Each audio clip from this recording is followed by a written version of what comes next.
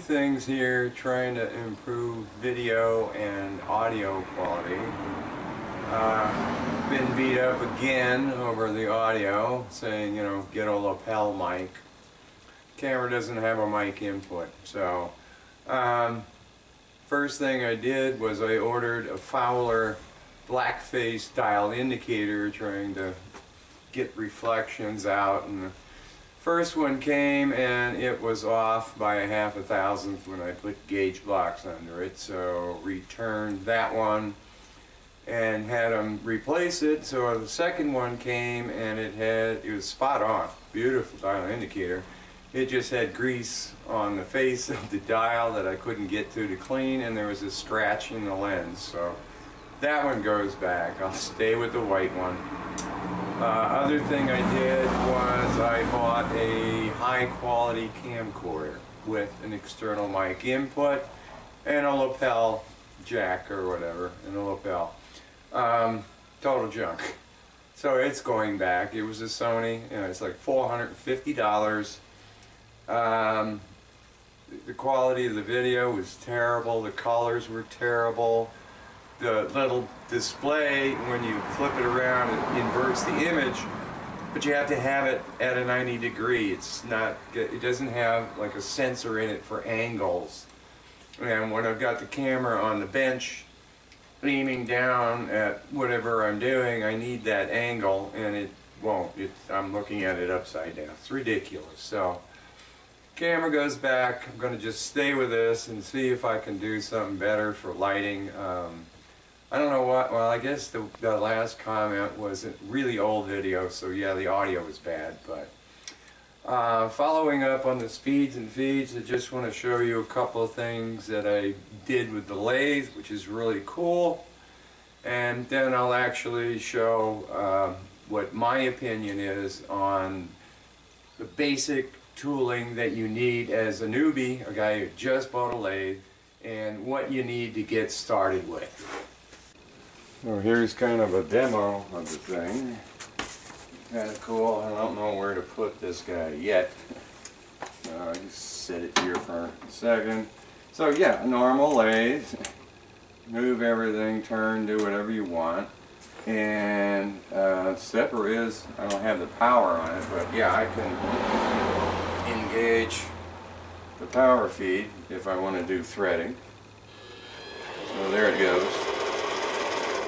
It's turning the stepper without a problem. Disengage that, and I can simply turn on, you can watch the power come up, turn on the stepper, boom. So I'm on channel 1, I'm engaged, and just turn the lathe off. I can just say enable, and there it goes. It's turning one way, throw the direction switch, goes the other way.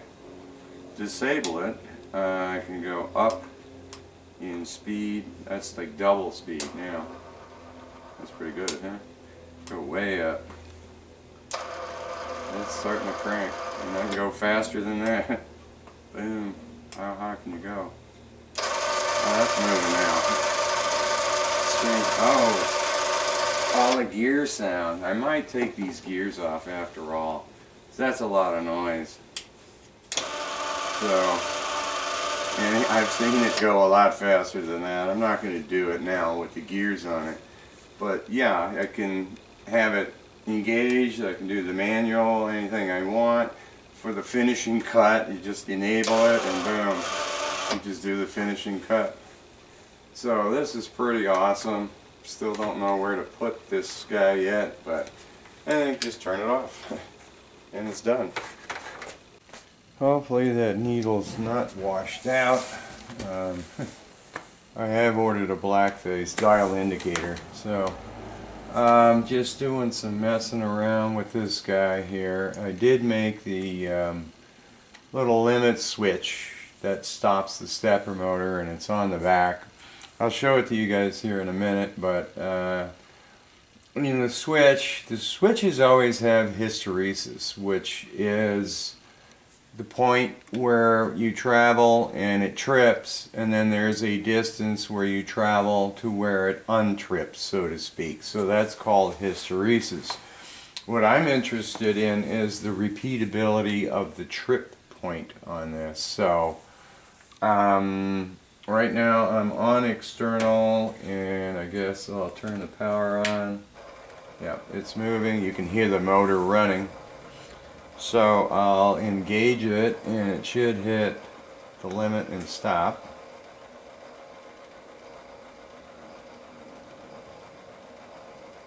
Any day now. Okay, it stopped. So all the play, backlash, whatever should have been taken out of it. I'll try to put it on the 30 so I guess the camera can see it and it's not at an angle here. Alright, and 30. I can't tell until I look at the video. So unlatch it. If I back it off, the second I go off the switch, motor is going to run again. Re-engage it and see where it's going to stop. Boom. That looks pretty good. Try it again. Back it up. Whoop, wrong way. Oh, I might have moved the switch now. I went the wrong way. Probably did move it. Yep, I moved the switch. Alright, so I gotta put that back. Yeah, it was just about to trip. Alright. I didn't hit the switch. And stop. I gotta redo it all here. Oh, okay. So hit it again. Go back on 30. Make sure I go the right way this time. From where I'm sitting, it looks like that's on 30. And try it again. I did do some of the math on this thing, and it's got a ridiculous resolution to the stepper motor. That looks pretty good. That might be a tad under. Try it again. I can try it even slower to see what it's going to do and faster. So far it's looking pretty repeatable. Let me go down a bit here. Oof, that's going to be pretty slow. So I'll back it up just a little bit. Oh, that's moving real slow now. But it's the resolution, if I've got it set at 100 Hertz, it's going to take 4 seconds to move 1/1000th of an inch. Look at this. This is pretty cool. So I've got ultimate control over here, over speeds and feeds. I can feed it any rate I want. Coming up. Boom. It looks pretty repeatable, because most of my work, like if I'm going to make a screw, I'm going from right to left, but I want to stop on a specific spot, back up, go in a little bit further, and then make another pass until I'm at final diameter. Try going up a bunch here. There's 7. That's quite a bit more speed. Might be some momentum in the saddle where it's going to overshoot. Doesn't look like it. It looks like it's pretty darn repeatable. Let me go up some more. This is going to be pretty fast now. Boom. Yeah, and I'm pretty pleased with this guy too.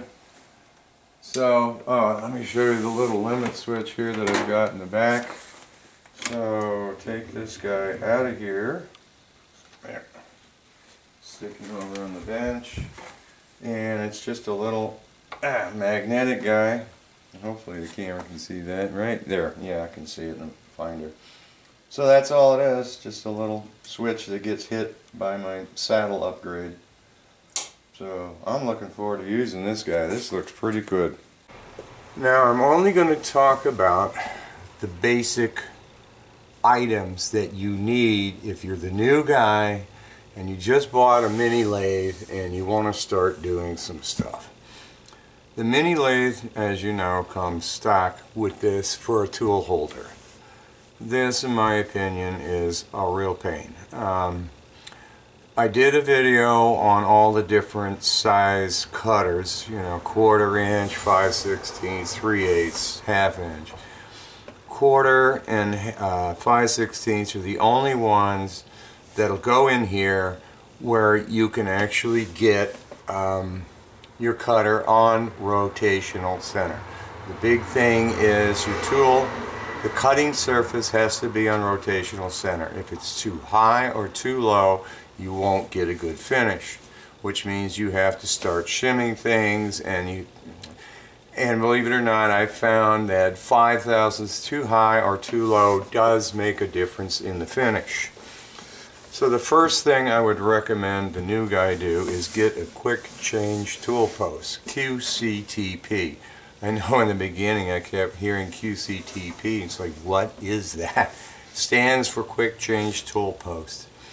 This is the one from Harbor Freight. They give you the block, they give you some holders, a knurling tool, a cutoff holder, and so on.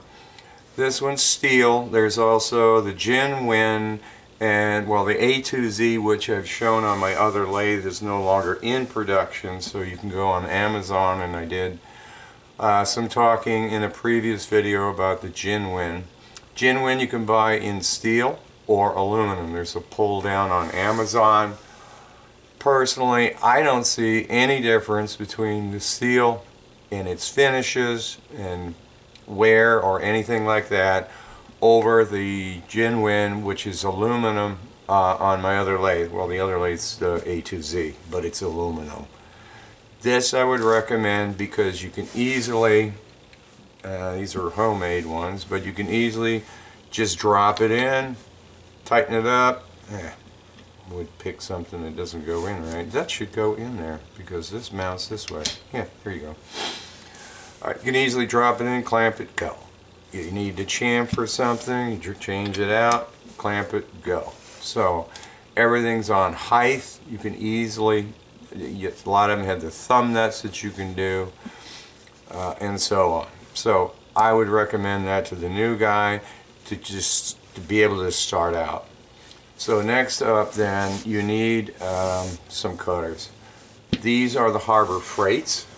They're 1/4 inch, and they're great for starting out with. This is primarily what you're going to use. This I use for turning. This I use for chamfering. Oh, this I also use for facing. I'll angle it slightly and just go in. They give an excitingly average finish. Those are the only inserts that I could ever find for these guys. I do highly recommend, these are homebrew, but they're 3/8.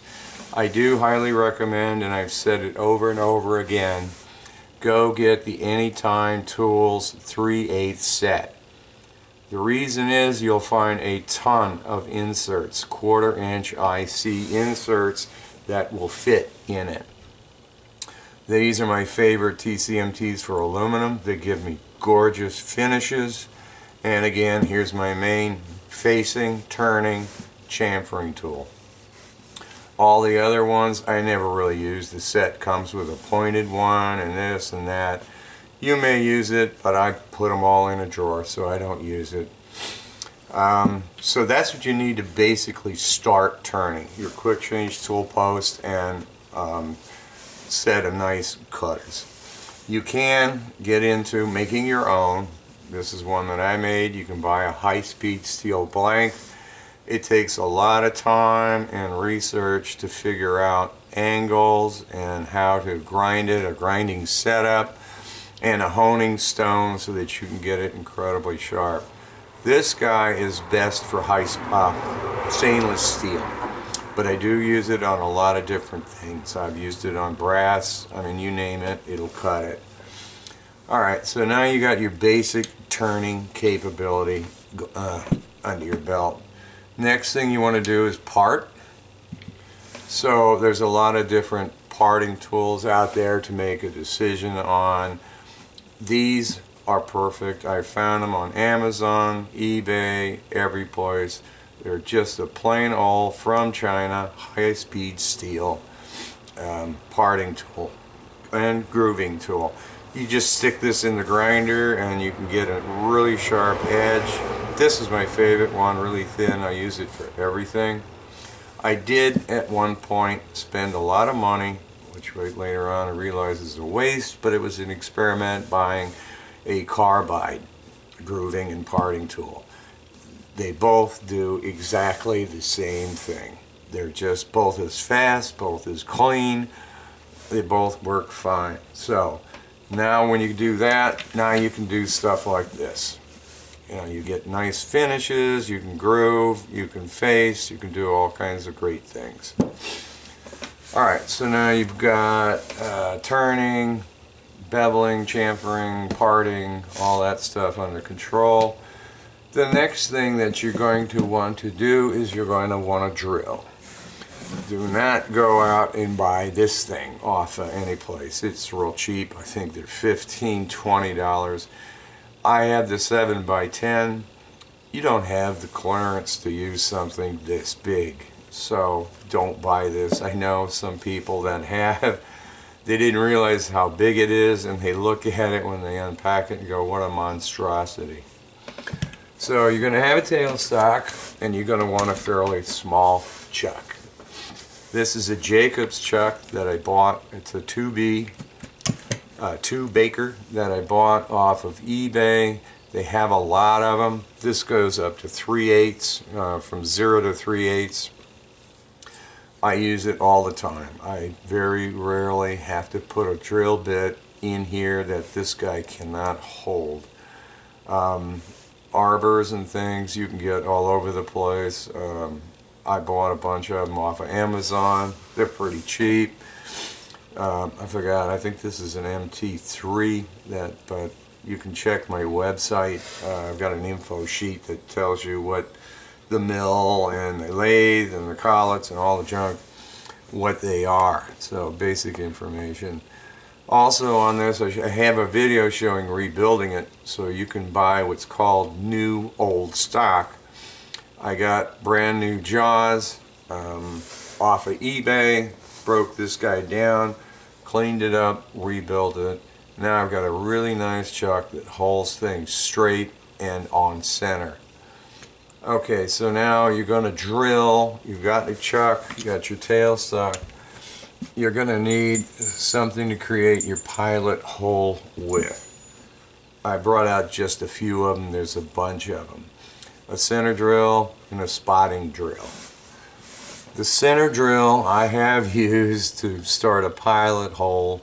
It's not intended for that. This guy is specifically designed for creating the hole for your live or dead center.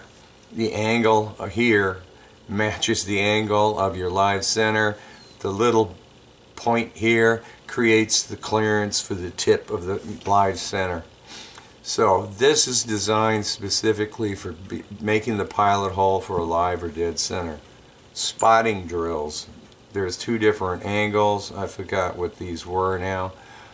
I think that's like a 90, and this is something else. This is the one you want to start a pilot hole for drilling. The reason is the angle here matches the angle of your drill bit. This is actually a few degrees off from a drill bit, and it's designed so that when you put the drill bit in the hole, it starts cutting correctly and doesn't wobble off center. There's a lot of different sizes, and you especially want to use this if you're using a really small drill bit, because you'll see it start walking and wobbling all around, and you want your hole to be, you know, straight. So you need this to start doing drilling. You got your chuck. And then what I would recommend for drill bits is get the stub length set. Again, the reason is I've got a 7x10. I don't have that much clearance when you put a chuck in there. I use these all the time. It's well worth the money. This is, let me drop that. This was the Chicago Lathe off Amazon. I think it was $120, but it's well worth it. A whole new set. All the sizes, super sharp. You get chips coming off of both flutes at the same time. These are beautiful drill bits. Now you're set up for drilling. The next thing you also want to be able to do is tap and thread. This is the first threading die holder that I made. It goes on the quill on the tailstock. There's a groove in the bottom of it that you can lock this in so it doesn't spin on you. I had bought an entire set of Irwin metric and imperial dies, rethreading dies. They're all the same size, so they all just drop right in. Allen's set it in place. This wobbled a little bit, and it's fine for general purpose, but I do some precision stuff sometimes. So I had made my own precision one. Or was purchased, drilled tap. This was then put in the lathe. You remove the chuck and this locks into the spindle. Then I could turn all of this and bore the inside so that I know this is perfectly straight, and I can thread things and it's just perfect. So there's for threading. The other thing you want to do is tap, and I've seen a lot of people hold the tap in the chuck. You can do that. I made this primarily for the mill, and I also use it on the lathe. It's spring loaded. It goes on the end of the tap. I know it's held in center. I actually have a collet chuck that goes in the tailstock to hold this because the 3/8 won't do it. Or you can get another chuck or something to hold it. This is 1/2 inch. If you make one, yeah, it's true, you can make one smaller diameter. But this holds the tap straight, and I can get on it with a wrench, and I can thread and go forward and backwards as I choose. These two, to me, are absolute necessities for threading and tapping. Optional kind of stuff I'm going to get into now. That's the basic starter stuff that you need to be able to start projects. I did make a set and a metric set of these to protect threads. There's a lot of times I'll have something in the stock is in the chuck, and you clean this up, take it down the diameter, you come in, you thread it. Now I've got to flip it around because I need to face it off. These are thread protectors. I've used them so many times for so many different things. So you just thread this in there. You can put a spacer or something in there if you need to keep it away from the face here because you want to turn this or chamfer something, whatever. So this is a nice set. I've also have studs for many of them, where sometimes I have something that I need, this isn't it, but sometimes I need to screw something on there because I need to face the other side of it. Yeah, you could be doing that with this. I could screw this in there, and now I've got a way of holding this to bore or face or do whatever I need to with that. So, great set. This is, like I said, Imperial, and I've got a metric set too. So, optional stuff as the shop grows. Another optional thing is being able to bore. This is a Grizzly, and I originally got into the mini lathe because I wanted to make rings. So I needed something really small and clean to go in there. This is a fantastic boring tool. I've used this so many times. It gives beautiful finishes, but you don't have that much depth. So you get into things like this. This is Criterion.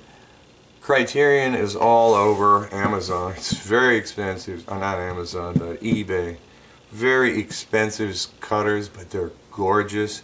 So if you can get a set of these somehow at a decent price, I'd say go for it, because then you've got everything you need to bore any depth that you want. They get really small. I think this is the second or third up, and then there's some really big ones. So that's further on down the line. You need to be able to, or want to be able to bore. That's what you need to do. Threading. I see a lot of people threading. You can buy all kinds of tools. This is one that I just made myself. If I ever get into threading, this would be my outside. This would be an inside one.